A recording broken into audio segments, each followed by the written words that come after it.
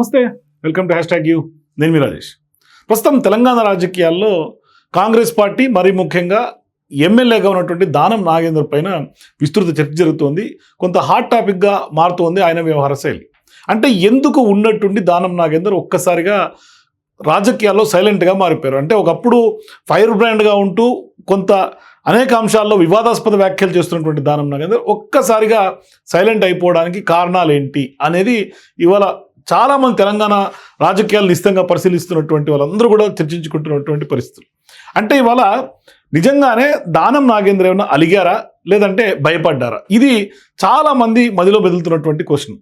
అంటే అత్యంత కీలకమైనటువంటి పార్టీ మీటింగ్ కూడా ఎందుకు దానం దుమ్మా కొట్టారు అనేది ఇప్పుడు కాంగ్రెస్ పార్టీలో కూడా జరుగుతున్నటువంటి చర్చ. అంటే ఆయనకు భయం ఎందుకు? అంటే ఏమన్నా ఒకవేళ ఖచ్చితంగా అలిగితే రీజన్ ఏంటి? అధికారంలో ఉన్నా కూడా అంత యాక్టివ్గా లేని కాంగ్రెస్ శ్రేణుల్ని కూడా రీఛార్జ్ చేసే పనిలో మొదలు పెట్టినటువంటి తెలంగాణ ఇన్ఛార్జిగా ఉన్నటువంటి మీనాక్షి నటరాజన్ పిసిసి చీఫ్ మహేష్ కుమార్ గౌడ్తో కలిసి వరుసగా పార్లమెంటరీ సంబంధించినటువంటి అన్ని నియోజకవర్గాల సమీక్ష సమావేశాలు కూడా నిర్వహిస్తున్నారు. ఈ సందర్భంలో అనేక అంశాలు తెర మీదకి వస్తున్నాయి, లోటుపాట్లు బయటపడుతున్నాయి. మరి సికింద్రాబాద్ లోక్సభ నియోజకవర్గానికి సంబంధించినటువంటి సమీక్షా సమావేశంలో తాజాగా గురువారం రోజు జరిగింది. దానికి మీనాక్షి నటరాజన్ స్వయంగా కొంత ఆ మీటింగ్ని ఆర్గనైజ్ చేశారు. కానీ ఈ మీటింగ్లో పార్లమెంట్ ఎన్నికల సందర్భంగా పార్టీ అభ్యర్థిగా పోటీ చేసినటువంటి దానం నాగేందర్ హాజరు కాలేదు, డుమ్మా కొట్టారు. అసలు నిర్వహిస్తున్నదే సికింద్రాబాద్ లోక్సభ నియోజకవర్గం స్థాయి సమావేశం. అలాంటిది అక్కడ ఎంపీగా పోటీ చేసినటువంటి అభ్యర్థి రాకపోవడం పైన గాంధీ భవన్ వర్గాల్లో కూడా అనేక కోణాల్లో విస్తృత చర్చ జరుగుతోంది. అంటే దానం అరకతోనే రాలేదా లేకుంటే వ్యూహాత్మకంగా రాలేదా అనేది కూడా కొంత చర్చ. అంటే ఇవన్నీ అంటే భయపడుతున్నారు. ఇవన్నీ ప్రశ్నలకు సమాధానం వెతికే పనిలో చాలా బిజీగా కాంగ్రెస్ పార్టీ చెందిన ఉన్నట్టుగా తెలుస్తుంది. అంటే బీఆర్ఎస్ ఎమ్మెల్యే గెలిచి ఆయన కాంగ్రెస్లోకి ఫిరాయించినటువంటి దానం నాగేందర్, కాంగ్రెస్ పార్టీ కండువా కప్పుకున్నటువంటి ఆయన తర్వాత ఎమ్మెల్యేగా రాజీనామా చేయకుండానే కాంగ్రెస్ బీఫామ్ మీద ఎంపీగా పోటీ చేసి అంత ధైర్యంగా ముందుకెళ్ళినటువంటి వ్యక్తి దానం నాగేందర్. ఈ క్రమంలో పార్టీ ఫిరాయింపులకు సంబంధించినటువంటి వేటు పడితే ముందు వరుసలో ఉండేది కూడా దానం నాగేందర్ అన్న చర్చ గత కొంతకాలంగా రాజకీయ వర్గాలు సాగుతోంది. అంటే ఆయనకు అనర్హత కత్తి వేలాడుతోంది మేడం మీద. ఒక పార్టీ ఎమ్మెల్యేగా గెలిచి మరో పార్టీలోకి జంప్ కొట్టి అక్కడ ఎంపీగా పోటీ చేసి అక్కడ ఆ పార్టీ బీఫామ్ మీద పోటీ చేయడం అంటే లిటరల్గా ఇప్పుడు కోర్టు పరిధిలో కూడా ఇరుక్కున్నట్లే అనే విశ్లేషణలు కూడా చాలా వరకు మనం వింటూ ఉన్నాం. మరి ఆ కోణంలో ఆయన ఖచ్చితంగా ఇబ్బంది ఉందన్న వాదన ఇప్పుడు రాజకీయంగా బలపడుతోంది.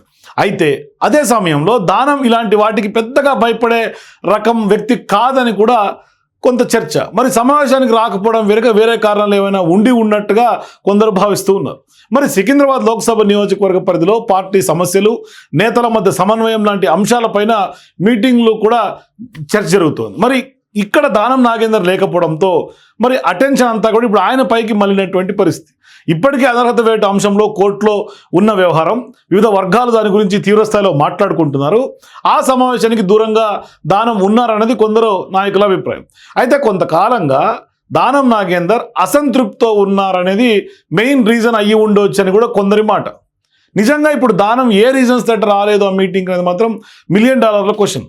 మరి గ్రేటర్ హైదరాబాద్లో అధికారులు తన మాట వినడం లేదని మీడియాతో బాహటంగా పదే చాలా సందర్భాల్లో చెప్పినటువంటి దానం నాగేందర్ అసెంబ్లీ సమావేశాల్లో సైతం ఇదే అంశాన్ని ఆయన స్వయంగా ప్రస్తావించినటువంటి దానం ఇప్పుడు అదే ప్రధాన కారణమా అయి ఉండొచ్చని కూడా కొందరు వాదన. మరి ప్రస్తుతం సికింద్రాబాద్ పార్లమెంట్ ఇన్ఛార్జిగా ఆయనే కొనసాగుతున్నారు. ఇన్ఛార్జ్ లేని సమావేశానికి మీనాక్షి నటరాజన్ ఇన్ఛార్జిగా ఆమె వ్యవహరించారు. మరి పార్టీ నిర్వహించే సమావేశాలకు రాకపోవడం కొంత హాట్ టాపిక్గా మారుతోంది. మరి బీఆర్ఎస్ నుంచి ఎమ్మెల్యేగా గెలిచినటువంటి దానం నాగేందర్ ఆ పార్టీ అధికారం కోల్పోవడంతో కాంగ్రెస్ పార్టీ తీర్థం పుచ్చుకున్నారు. మరి పార్లమెంట్ ఎన్నికల్లో సికింద్రాబాద్ కాంగ్రెస్ ఎంపీ అభ్యర్థిగా కూడా పోటీ చేసి ఆయన ఓటమి చెందారు. అంత చేసిన పార్టీలో తగినటువంటి ప్రాధాన్యత దొరకడం లేదని చాలా ఫీల్ అయ్యి కొంత అసంతృప్తిగా ఉన్నట్టుగానే కొంత తెలుస్తోంది. అందుకే ఏఐసీసీ పిలిపించినటువంటి కార్యక్రమాలకు కానీ రాష్ట్ర వ్యవహారాల ఇన్ఛార్జ్ గాంధీ భవన్ నిర్వహిస్తున్నటువంటి సమీక్ష సమావేశాలకు సైతం ఆయన దూరంగా ఉంటున్నారనే చర్చ బలపడుతోంది. దాంతో ఇప్పుడు మాజీ మంత్రి దానం నాగేందర్ రాజకీయ భవిష్యత్ పైన పొలిటికల్ సర్కిల్స్లో అతి పెద్ద చర్చ జరుగుతోంది. మరి దానం దారేటు అనేది స్పష్టంగా ఇవాళ విస్తృత చర్చ. మరి ఖైరతాబాద్ నుంచి బీఆర్ఎస్ ఎమ్మెల్యేగా గెలిచినటువంటి దానం నాగేందర్ ఒక రకంగా చెప్పాలంటే ఫైర్ బ్రాండ్గా ఆయనకు పేరుంది.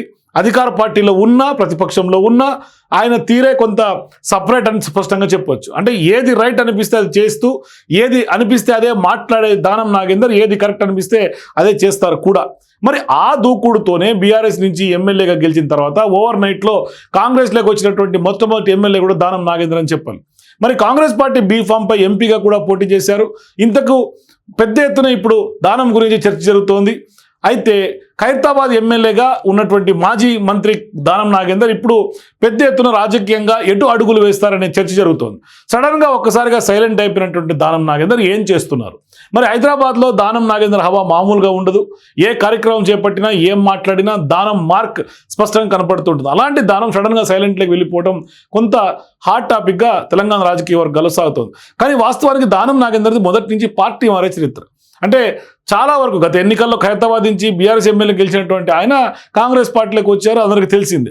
కానీ 2004లో కూడా ఆయన టీడీపీ ఎమ్మెల్యేగా గెలిచి అప్పుడు కాంగ్రెస్ పవర్లోకి రావడంతో పార్టీ మార్చేసినటువంటి చరిత్ర కూడా ఆయనకు సొంతం.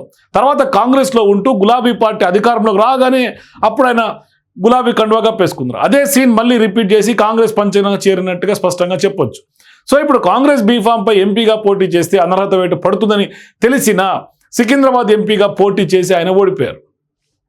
అయితే ఇట్లాంటి సందర్భాల్లో ఈ జంక్షన్లో దానం ప్రతిపాదనలు ప్రభుత్వం పట్టించుకోవట్లేదు, కాంగ్రెస్ పెద్దలు విస్మరించారు దానంని అని కొందరు అభిప్రాయం. అంటే గెలిస్తే ఓకే కానీ ఓడిపోయిన పార్టీలో పరపతి పెరిగి అనుకున్నది సాధించుకోవచ్చని ఆయన లెక్కలు వేసుకున్నారు దానం. కానీ ఇక్కడ సీన్ కట్ చేస్తే కొంత తీరు చూస్తే దానం నాగేందర్ ఏది అడిగినా పార్టీ పెద్దలు పెద్దగా పట్టించుకున్నట్టుగా తెలుస్తోంది.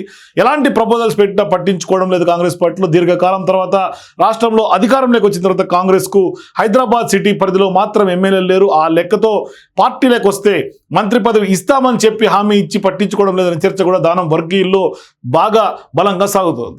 అయితే గతంలో కూడా హైడ్రా తీరుపైన కూడా విమర్శలు చేసినటువంటి దానం నాగేందర్ ప్రభుత్వంలో చాలా ప్రతిష్టాత్మకమైనటువంటి ప్రాజెక్ట్స్ అన్నిటికి కూడా హైడ్రా కానీ మూసీ కానీ ఇట్లాంటి అంశాలపైన ఆయన పెదవి విరిపారు. హైడ్రా పనితీరుపైన కూడా దానం బహిరంగంగానే ఘాటు వ్యాఖ్యలు చేశారు. ఏకంగా సీఎం రేవంత్ రెడ్డి దగ్గరే నేను తేల్చుకుంటా అంటూ కూడా చెప్పినటువంటి వ్యక్తి.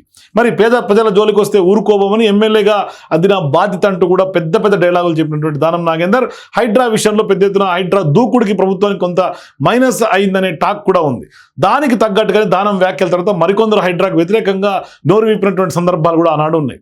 మరోవైపు హైడ్రా వ్యాఖ్యలే కాదు, ఆయన కొంత దూకుడు నోటి దురుసు వల్ల కూడా కొంత కాంగ్రెస్ పార్టీ పెద్దలు దానంని పక్కన పెట్టారని అనుకోవడానికి కూడా కొంత ఆస్కారం ఉంది. అంటే వాస్తవానికి కాంగ్రెస్ పార్టీ పెద్దలు దానం నాగేందర్ని పట్టించుకోవడం లేదనే అనే ఒక అంశంలో ఒక దశలో దానం తిరిగి బీఆర్ఎస్ గుటికి వెళ్తారనే ప్రచారం కూడా ఊపందుకుంది.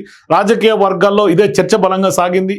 అట్లాంటి సందర్భాల్లో కొంత దానం నాగేందర్ పెద్ద ఎత్తున అంటే హోర్డింగ్లు ఫ్లెక్సీలు తెగ హడావిడి చేస్తుంటే వ్యక్తి కూడా ఇప్పుడు పార్టీ పెద్దలను ప్రసన్నం చేసుకోవడానికి నానా పాటలు పడుతున్నట్టుగా తెలుస్తోంది. మరి వైఎస్ హయాంలో మంత్రిగా పనిచేసినటువంటి దానం నాగేందర్ ఆయన హడావిడి మామూలుగా ఉండదని కూడా తెలుసుకోవచ్చు. అయితే ఏఐసీసీ పిలుపునిచ్చినటువంటి కార్యక్రమానికి కూడా దానం నాగేందర్ కొంత దూరంగా ఉన్నట్టుగా తెలుస్తుంది. అంటే ఇప్పుడు పెద్ద ఎత్తున దేశవ్యాప్తంగా చర్చ ఏంటంటే ఈడీకి సంబంధించినటువంటి కేసు రాహుల్ గాంధీ సోనియా మీద ఈడీ ఛార్జ్షీట్లో చేర్చినటువంటి పరిస్థితి, దానికి వ్యతిరేకంగా ఏఐసీసీ దేశవ్యాప్తంగా ధర్నా కార్యక్రమాలు నిర్వహిస్తున్నటువంటి సందర్భంలో పిలుపునిచ్చినటువంటి సందర్భంగా ఆయన కూడా హైదరాబాద్లో ఈడీ కార్యాలయం ముందు తెలంగాణ కాంగ్రెస్ పార్టీ నాయకులు పెద్ద ఎత్తున నిరసన తెలిపారు. ఆ కార్యక్రమంలో కూడా పీసీసీ చీఫ్ మహేష్ కుమార్ గౌడ్ కానీ డిప్యూటీ సీఎం మల్లు భట్టి విక్రమార్క ఇట్లా రాష్ట్రంలో కాంగ్రెస్ వ్యవహారాల ఇన్ఛార్జి మీనాక్షి నటరాజన్ చాలా మంది మంత్రులు ఎమ్మెల్యేలు పెద్ద ఎత్తున కాంగ్రెస్ పార్టీ నాయకులందరూ పాల్గొన్నారు. దానికి కూడా ఆయన డుమ్మా కొట్టారు దానం నాగేందర్. అంటే పరిస్థితి ఎంత తీవ్రంగా ఉందో అర్థం చేసుకోవచ్చు. మరోవైపు మీనాక్షి నటరాజన్ మహేష్ కుమార్ గౌడ్ ఆధ్వర్యంలో ఇందాక చెప్పినట్టుగా ఆయన గాంధీ భవన్లో జరిగినటువంటి సొంత పార్లమెంటరీ సెగ్మెంట్ సమావేశానికి కూడా ఆయన రాకపోవటం, ఇట్లా వరుసగా దానం నాగేందర్ ఏఐసీసీ కార్యక్రమాలకి టీపీసీసీ కార్యక్రమాలకి రాకపోవడం, అటెండ్ కాకపోవడం.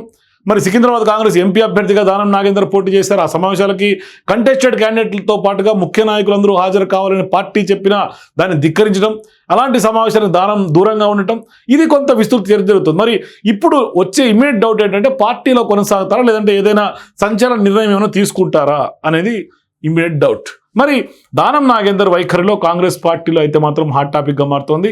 సో ఇప్పుడు హైదరాబాద్లో ఇంకో చర్చ ఏంటంటే దానం కిదర్ హై అని, అంటే దానం నాగేందర్ మిస్సింగ్ అయిపోయారు, గాయబ్ అయిపోయారు అనే చర్చ ప్రధానంగా రాజకీయ నాయకుల్లో కనిపిస్తుంది. ఏది ఏమైనా దానం నాగేందర్ పార్టీ పైన అసంతృప్తి ఉన్నట్టుగా ప్రచారానికి బలం చేకూరేలాగా మరి ఆయన కొంత వరుసగా కార్యక్రమాలకు హాజరు కాలేకపోవటం, డుమ్మాలు కొట్టడం, మరి చివరికి దానం దారేటు అనేది విస్తృత చర్చ జరుగుతోంది. మరి పార్టీలో కొనసాగుతారా లేక మరేదైనా ఇతరత్ర సంచలన నిర్ణయం ఏమైనా తీసుకుంటారనేది మాత్రం తెలంగాణ పొలిటికల్ సర్కిల్స్లో ఆసక్తికరమైనటువంటి చర్చ, ఆసక్తి నెలకొంటుంది. సో మీరు కూడా దానం నాగేందర్ ఈ వ్యవహారాలన్నీ తర్వాత దానం నాగేందర్ దారేటు మరి ఆయన కొంత నిజంగానే అనర్హత వేటుకు దానం నాగేందర్ భయపడుతున్నారా, ఎందుకు దూరంగా ఉంటున్నారు? మీ అభిప్రాయాల కింద కామెంట్స్ తెలియజేయండి. For more videos please watch #.